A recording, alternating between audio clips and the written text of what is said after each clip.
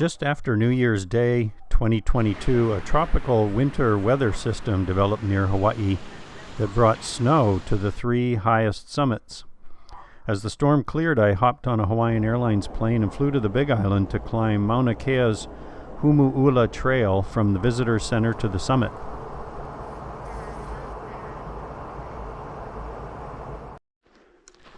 All Trails calls this hike 13.4 miles with an elevation gain of just under 5,000 feet.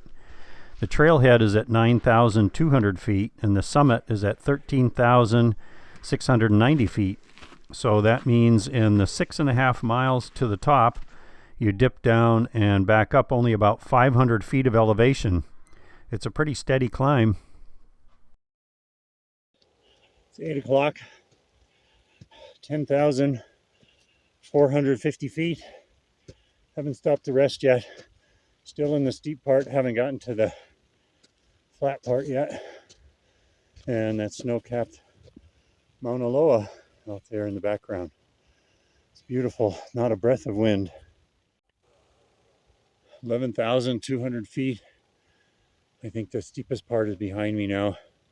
Some really cool cinder cones along the Mauna Kea rift, and I think the trail levels off a little bit from here in spots. I increased my pace a little bit, and by the end of the second hour I was at the adze quarry. From here you can see the two summits, and they really don't look that far away. Mauna Loa still watching over us from across the valley. And Humu'ula there as well. It's 10 after 10 and we're at 12,385. Still have some steep parts of the trail. It's leveling out in spots, but look here, 12,385 is the pre-contact ancient Hawaiian adze quarry. So all these rocks were chiseled out of the harder, denser basalt rock when they were making the adzes. And there was a group that lived up here a lot of the time that made these adzes, and these are the leftovers from it. And very little weathering up here because it's above the rain. So those rocks could have been sitting there just like that for 300 or 400 years. The next phase started out less steep, but it was still hard to get enough oxygen, and it ended with a crazy steep climb up to the plateau. Hi gang, it's 11:10 and I made it up to the Kali summit, which is the first little summit basin, and I bested my time up here by an hour and a half from the last time I did it last April, so I made good time coming up. And I'm going to try to make it up to these observatories. This is the observatory. That's the real summit is over there. The observatory summit is over there. So I'm going to try to make my way up there. I'm doing pretty well. My legs are doing great, but I'm a little dizzy. The altitude's getting to me a little bit more than it did last time. I'm a little dizzy, but we'll see. I'll take it slow, and if I can't make it up there, no big deal.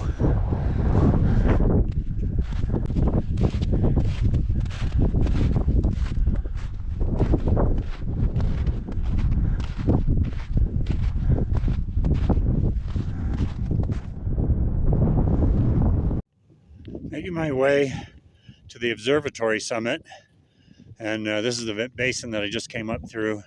There's that cone that I was next to, the road going up, and here the trail joins the road for a long switchback to the top. Total time to reach the top was 3 hours and 55 minutes to get to the observatory summit at 13,691 feet. 11:55 and I made it to the observatory summit. Woohoo! Made it up here. It was another 47 minutes from the Kali basin, another 47 minutes following that long switchback trail to get up here. So yeah, 11:55, made it up to the summit. These are the observatories at the summit, and some clouds rolling in. It's getting a little cool, some breeze picking up, and this is the sacred summit across the way here. You're supposed to get some blessing and have somebody go with you when you go, and of course there are some tourists across there who have gone up without doing that, so that's a big no-no. You don't do that. This is as high as you go unless you get someone to escort you.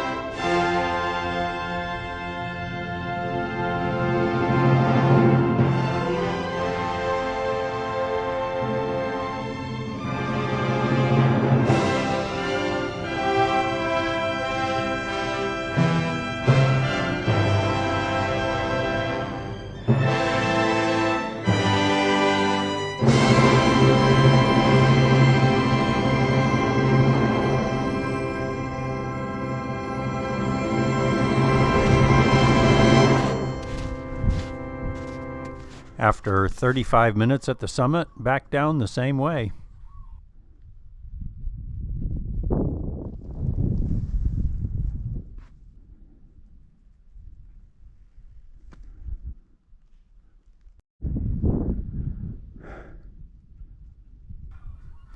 But I did take a little side trip to check out Lake Waiau.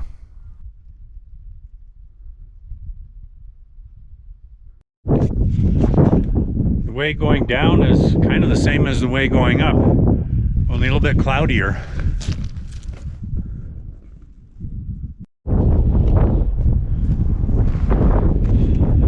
And now we're in the clouds and time to layer up pretty soon.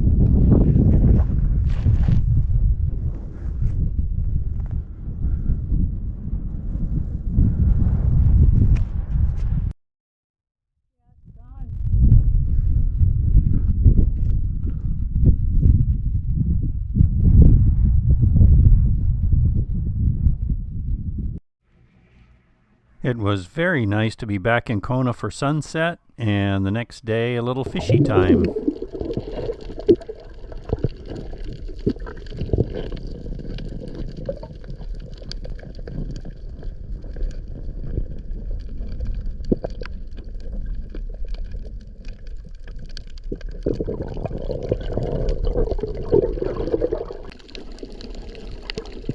These guys are almost ulua size.